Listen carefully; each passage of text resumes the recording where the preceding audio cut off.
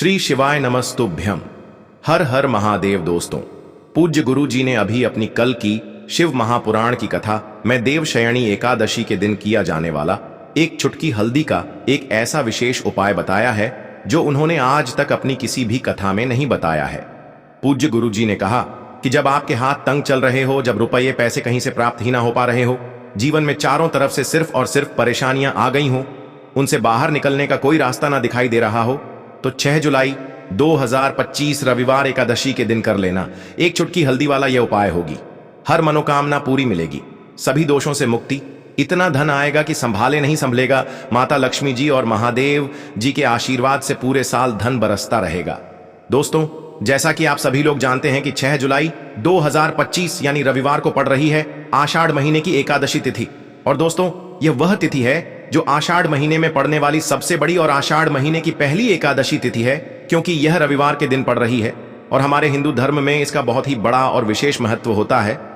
पूज्य गुरु जी ने कहा है कि अगर कभी भी मौका लग जाए और आषाढ़ महीने की एकादशी तिथि रविवार को पड़ जाए तो आप लोगों को सिर्फ और सिर्फ हल्दी वाला उपाय तो अवश्य ही करना चाहिए, क्योंकि इन दोनों तिथियों का संयोग बहुत ही कम आता है। इसी के साथ दोस्तों, गुरु जी ने कहा है कि जब भी आषाढ़ महीने की एकादशी तिथि पड़े तो आप लोगों को सिर्फ और सिर्फ एक दीपक और हल्दी वाला उपाय तो अवश्य करना चाहिए। यह उपाय इतना खास है कि अगर आपने सही मुहूर्त पर सही क्रिया अनुसार एक चुटकी हल्दी वाला यह उपाय कर लिया, जो प्राचीन काल के समय का महा उपाय है, तो मान के चलिए दोस्तों, महादेव जी के आशीर्वाद से आपके जीवन का कितना ही बड़ा दुख हो, उससे आपको मुक्ति मिल जाएगी।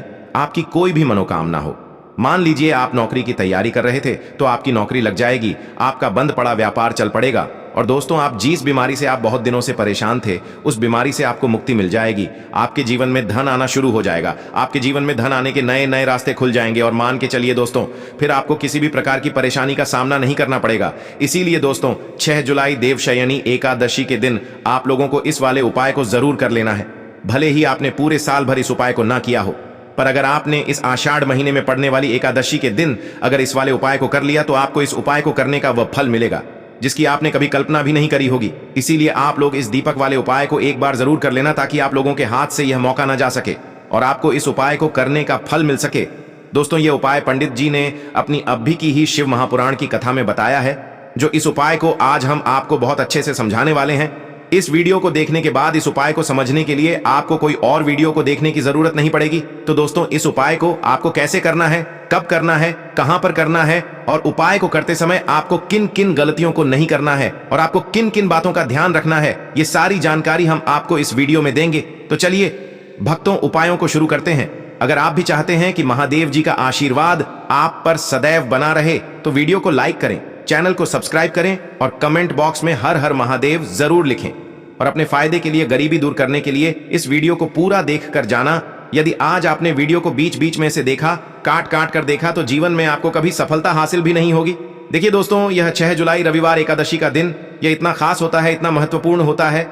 देखा गया है कभी कभी बड़े बड़े पूजा पाठ अनुष्ठान से जो मनोकामना पूर्ण नहीं होते, वह 6 जुलाई एकादशी के दिन एक छोटे से उपाय करने से ही आपकी मनोकामना पूर्ण हो जाती है। अब हम समझते हैं इस वाले उपाय को हमें करना किस समय है। इस एक चुटकी हल्दी वाले उपाय को हमें इस एकादशी के दिन करना किस समय है। तो देखिए, इस उपाय को करने का जो समय है वह सुबह का समय है और शाम का समय भी है। अब देखिए, यहां पर हम मुख्य रूप से सुबह का समय नहीं बोलेंगे, क्योंकि 6 जुलाई रविवार देवशयनी एकादशी का दिन है और इस दिन प्रदोष काल के समय का बहुत महत्व होता है। बाकी अगर सुबह के समय भी करेंगे तो भी अच्छा होगा, उसमें कोई भी दिक्कत वाली बात नहीं है। तो चलिए जानते हैं इस विशेष उपाय के बारे में। लेकिन उससे पहले एक प्रार्थना, अगर आप इस चैनल पर नए हैं तो आप इस वीडियो को लाइक करें, चैनल को सब्सक्राइब करें और कमेंट बॉक्स में आप अपनी राशि या अपना नाम जरूर डाल दें, क्योंकि हम राशि से जुड़ा भाग्य भी बताते हैं और भाग्य में चल रही परेशानियों को दूर करने के लिए वह आसान से आसान उपाय भी बताते हैं। तो चलिए अब हम अपने सबसे पहले उपाय की बात कर लेते हैं। देखिए, आषाढ़ मास के दिनों में विशेषकर भगवान शिव और माता पार्वती और विष्णु भगवान का पूजन किया जाता है। अब साथ ही साथ देवशयनी एकादशी का दिन भी पड़ गया है, तो ऐसा समझ लीजिए आपके जीवन में धन भी आएगा, सुख भी आएगा, धन बढ़ेगा भी, और साथ ही साथ आपके जीवन के सारे संकटों को भगवान शिव जी दूर कर देंगे। तो चलिए सबसे पहले बात कर लेते हैं सबसे पहले उपाय की, जो कि एकादशी वाले दिन आपको विशेष कर करना है। और इस उपाय को करने से आपकी कोई भी ऐसी इच्छा, कोई भी विश जो अभी तक अधूरी है, पूरी नहीं हो रही है, तो आपकी बड़ी से बड़ी विश और मनोकामना भी पूरी हो जाती है। जब आप एकादशी वाले दिन इस पहले उपाय को कर लेते हैं तो देखिए, आप सभी जानते हैं कि श्री हरि विष्णु जो है उन्हें तुलसी दल सबसे प्रिय है। बिना तुलसी माता के श्री हरि विष्णु अधूरे हैं और बिना तुलसी पत्तों के श्री हरि विष्णु का भोग अधूरा है। अब श्री हरि विष्णु को प्रसन्न करके आप अपनी किसी भी मनोकामना को पूरा कर सकते हैं, क्योंकि श्री हरि विष्णु प्रसन्न हो गए तो आपकी कोई भी विश और इच्छा मनोकामना अधूरी नहीं रहेंगी। तो आपको तुलसी के 5 पत्ते लेने हैं। अब जिस दिन एकादशी है उस दिन तुलसी के पत्ते ना तोड़े, पहले से ही तोड़कर रख लें। अब यह 5 तुलसी के पत्ते जो आपने लिए हैं, यह 5 तुलसी के पत्ते आपको श्री हरि विष्णु को अर्पित करने हैं। अपने घर के मंदिर में ही ठीक है, ऐसा आपको करना है। आपके घर में श्री हरि विष्णु की कोई मूर्ति है, प्रतिमा है, वहां पर यह 5 तुलसी के पत्ते आप रखें और साथ ही साथ एक देसी घी का दीपक गोल बाती का आपको लगाना है और ओम नमो भगवते वासुदेवाय नमः इस मंत्र का आपको 11 बार जप करना है। देखो मंत्र कौन सा है, ओम नमो भगवते वासुदेवाय नमः। और फिर श्री हरि विष्णु से अपनी विश, अपनी इच्छा, अपनी मनोकामना कह देना और फिर देखना आपकी विश और इच्छा, जो भी आपकी मनोकामना है, जो भी अपने जीवन में आपको चाहिए। अगर निर्धनता बहुत है, आप अपने घर से गरीबी को दूर करना चाहते हैं, या फिर धन आपका बढ़ता नहीं है, आप चाहते हैं कि आपका धन बढ़े, या फिर आपके घर में फिजूल खर्ची बहुत होती है, पैसा आपके पास नहीं रुकता है, आप चाहते हैं कि पैसा आपके पास रुके, या फिर घर में कोई व्यक्ति ऐसा है जो बहुत बीमार रहता है, या फिर किसी का विवाह नहीं हो पा रहा है, तो जो भी आपकी इच्छा है, जो भी आपके विश है, बस एक बार श्री हरि विष्णु से कह देना, क्योंकि एकादशी भी इस दिन है। साथ ही 7 साल का सबसे बड़ा दिन है। यह दिन इतना उत्तम है कि जो आप श्री हरि विष्णु से मांग लेंगे, जो उनसे कह देंगे, वो आपकी विश, आपकी मनोकामना को बहुत जल्दी पूरा कर देंगे। तो यह पहला उपाय है। चलिए अब बात कर लेते हैं दूसरे उपाय की। तो चलिए बढ़ते हैं अगले उपाय की ओर। देखो, यदि आपके जीवन में आर्थिक संकट बहुत अधिक हो रहे हैं, धन की समस्या लगातार जीवन में बनी हुई है, एक एक रुपयों को प्राप्त करने के लिए आपको बहुत अधिक कड़ी मेहनत कर रहे हैं, तो आज रात्रि में सोने से पहले आपको यह एक चमत्कारी दीपक का उपाय अवश्य करना है। या फिर यदि आपका जो व्यापार है, बिजनेस है, दुकान है, वो अच्छे से नहीं चल पा रही है, तो आज रात्रि में इस विशेष दीपक का उपाय आपको अवश्य करना चाहिए। देखो दोस्तों, दीपक हमारे घर में सभी नकारात्मक शक्ति को बाहर करता है। यह उपाय आपको साल में केवल एक बार करने का ही मौका मिलता है। केवल और केवल एकादशी पर ही इस उपाय को किया जाता है। देखिए, इस उपाय के लिए आपको तुलसी जी की जो सूखी लकड़ी होती है उसे ले लेना है। देखिए दोस्तों, यदि आपके पास पुरानी तुलसी जी की लकड़ी है तो उसे आप ले सकते हैं, और यदि आपके घर में तुलसी जी जो लकड़ी है वो सूखी हुई है तो उसकी लकड़ी आप तोड़ डीएच करके इस्तेमाल कर सकते हैं। लेकिन आपको ध्यान रखना है कि सूर्यास्त से पहले पहले ही आपको ये जो तुलसी जी की लकड़ी है इससे अवश्य ही तोड़ लेना है, और एकादशी के दिन लकड़ी को नहीं तोड़ना है। तो इस उपाय के लिए आपको सबसे पहले तो एक मिट्टी का दीपक लेना होगा। आप चाहें तो आटे का दीपक भी ले सकते हैं, क्योंकि आटे का दीपक सभी दीपक में सर्वोत्तम माना गया है। इस दीपक के अंदर आपको शुद्ध घी का प्रयोग करना होगा, और इससे दीपक के अंदर अपने जो तुलसी जी की लकड़ी ली है उसे भी रख देना है। लेकिन ये जो तुलसी जी की लकड़ी है, इसमें आपको चारों तरफ अच्छे से घी लगा लेना है। देखिए, गुरुजी ने बताया है कि जो तुलसी जी की लकड़ी है, यदि आप उपाय करते हैं और बहुत ही शीघ्रता से जल जाती है, तो इसके लिए आपको एक कार्य करना है। आपको थोड़ी सी रुई ले लेनी है, और उससे रुई को आपको जो तुलसी जी के अपने लकड़ी ली है उस पर अच्छे से चारों तरफ लपेट देनी है। तुलसी जी की लकड़ी के ऊपर रुई लपेटने के बाद इसे आपको पूरा घी के अंदर डुबो लेना है। अब इसे आपको बाती के रूप में प्रयोग करना है। अब दोस्तों, इस दीपक को आपको प्रज्वलित कहाँ करना है? तो इस दीपक को आपको या तो भगवान विष्णु के सामने प्रज्वलित करना होगा, या फिर आपको भगवान श्री राम के सामने प्रज्वलित करना होगा, या फिर भगवान कृष्ण के सामने, यानी कि भगवान विष्णु के जो भी अवतार हैं उनके सामने आप ये दीपक प्रज्वलित कर सकते हैं।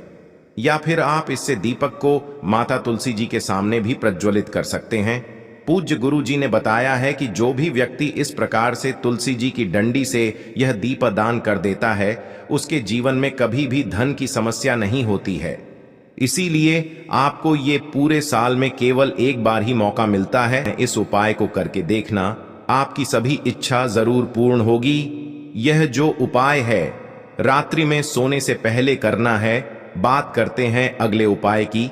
अब बताते हैं तुलसी के गमले में आपको वो कौन सी चीज डालनी है जिस उपाय को करने से आप अपने जीवन में महाधनी बन जाएंगे। इतना धन आपको मिलेगा कि कभी भी आपके धन में कमी नहीं आएगी, कभी भी आपका धन बर्बाद नहीं होगा। आपके पैसे की बर्बादी बिल्कुल आपके जीवन से रुक जाएगी। और जो लोग कहते हैं कि घर में पैसा तो आता है, पैसा रुकता नहीं है और पैसा बढ़ता नहीं है, वृद्धि नहीं हो रही है, उन्हें भी विशेष यह दूसरा उपाय बुधवार एकादशी वाले दिन जरूर करना चाहिए। तो देखिए, पहले ही आपको बता दिया कि श्री हरि विष्णु की पूजा और उनका भोग श्री मतलब तुलसी मैया के बिना अधूरा है ना।